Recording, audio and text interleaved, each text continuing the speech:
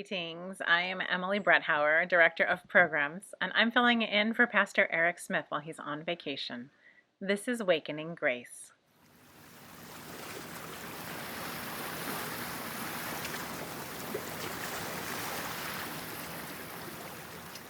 Today we welcome Joey Kelly, who is the Chair of Staff Parish at St. Andrews by the Sea. Greetings. I chose to name my Awakening Grace Hope. Wow, what crazy times we're living in. So many unexpected changes for the last 6 months or so. Like many of you, I've gone from a very active social life to mostly staying at home. From visiting, eating out, shopping, to ordering supplies and waiting for them to be delivered. From visiting and seeing family and friends to meeting online. The news, sadly, is so grim and so much worse for so many other people. We see struggling with jobs and careers, businesses fighting for survival, individuals giving up their dreams, suffering through illness, depression, death of loved ones and friends, and on and on. Yet, I choose to be hopeful about the future. My hope is in God, who is faithful and true. So, let me tell you why I say this. Hope is about today and tomorrow, whereas the foundation for hope lies in the past, in our personal and collective histories.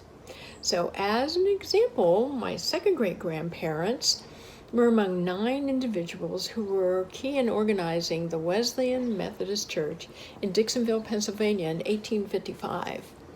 This church still exists today. It's an active and productive United Methodist Church. Then the next generation, my great-grandparents, were so dedicated to their faith that they named one of their sons Luther Lee Lewis. This is after Luther Lee, one of the founders of the Wesleyan Methodist Connection in America in 1842 and 1843. Luther Lee was a theologian, a Methodist pastor, an anti-slavery activist, active in the Underground Railroad. You can, in fact, find information about him online, and there are some books about him.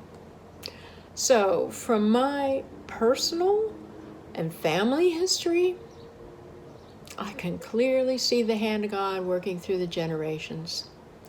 He has constantly been with my ancestors, me, my friends, family, neighbors, all of us, through challenges and successes, through births and illnesses and deaths, through everything that has come into our lives. I have personally seen and felt the loving hand of God in my personal life. God is a never-failing presence in our lives. This brings me to have faith in a future, very different from the past, but a future where God is still always present, always loving. We are still loved and still can share God's love with others. This is where my hope comes from. Will you pray with me?